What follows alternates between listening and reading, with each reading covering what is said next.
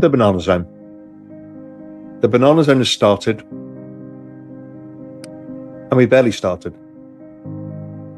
And you freaking out, this stupid, oh my God, it's going to correct 20%. Look at Raoul's chart of liquidity.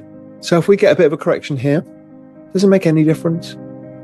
Or you're better off just going outside, touching grass, spending time with your family over Christmas, drinking a little too much Bollinger Rosé. In the end, we're here for one thing, and one thing only. I'm trying to help you understand that you can unlock your future with a banana. All you have to do is not f this up. Raoul, macro expert and CEO of Real Vision, believes that banana zone is just beginning, despite recent market dips. Following Bitcoin's sharp decline after the Federal Reserve's rate cut, Powell encourages investors to stay focused on the massive potential ahead. He predicts that central banks will increase monetary injections and ease quantitative tightening, fueling liquidity and setting up crypto for explosive growth into 2025. Stay tuned as Powell explains how these changes could drive the next crypto surge. Also, if you enjoy listening to crypto-related content, please show your support by liking and subscribing to this channel by following the link in my bio. And get access to my free daily crypto updates and expert predictions direct to your inbox. Each newsletter contains market intelligence, on-chain data and latest updates from experts in the crypto space. All of this is available completely free of charge. Signing up only takes a moment and you can always change your mind later on. We know the Chinese have to start stimulating, but they can't do it with the dollar so strong because they don't want to weaken their currency too much. So they need the US in the game. Everybody knows the game. They all understand the game. It's just a matter of timing. So be patient. We've got the liquidity of the Treasury General account coming and the reverse repo and the end of QT. That's all coming. We've got potentially and hopefully a weaker dollar. That's to come.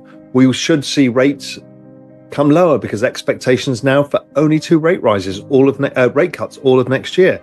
Well, anything that produces weaker data will produce more rate cuts. So we've got a perfect storm coming up, and that's the banana zone thesis.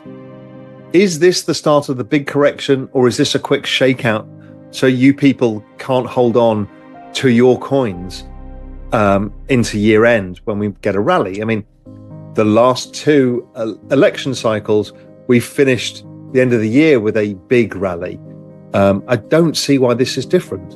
So I'd be careful, not of the market correction. We should expect that. Part of don't fuck this up is expect 30% corrections frequently. But please don't think about, well, I need to hedge this, close my tokens, buy them lower, blah, blah, blah, blah, blah. You should be prepared to accept the volatility because that's what gives you the gains.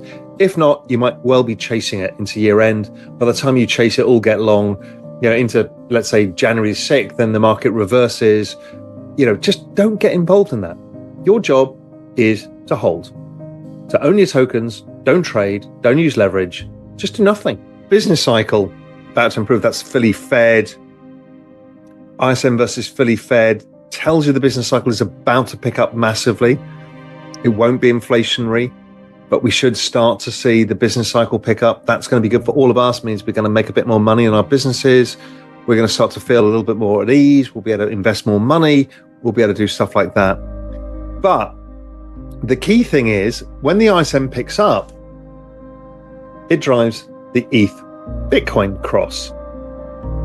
The ETH Bitcoin cross has been a beautiful pattern where this is a little bit out of date, it's pulled back a tad, but it's still the same.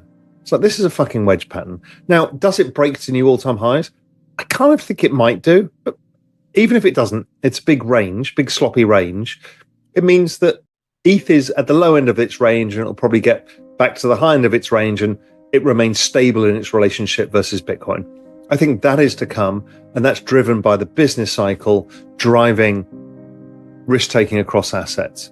But when we come into that, the business cycle going up is the key trigger for altcoin season.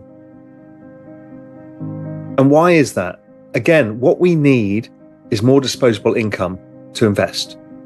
And what we all do is we want to go out the risk curves and make as much money as possible in the shortest period of time. That is the world we live in because we are so fucked. We're so fucked because of how high housing prices are, the cost of goods and food, how restaurants, I was in New York City, it was $330 on my own for dinner at a fancy-ish French restaurant, not like a 3-star Michelin.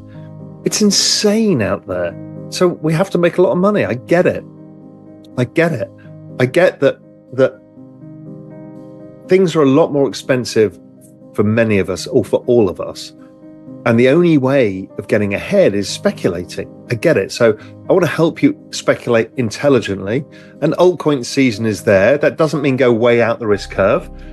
But here's the total market cap of crypto, excluding the top 10. So this is really alts. It does this every time. It has this consolidation wedge pattern, breakout higher. We've just started breaking out. So have patience, hold on. And, it'll also get rid of many of our sins, the stupid shit you've got in your portfolio. I think it will help with that too. Thanks for watching.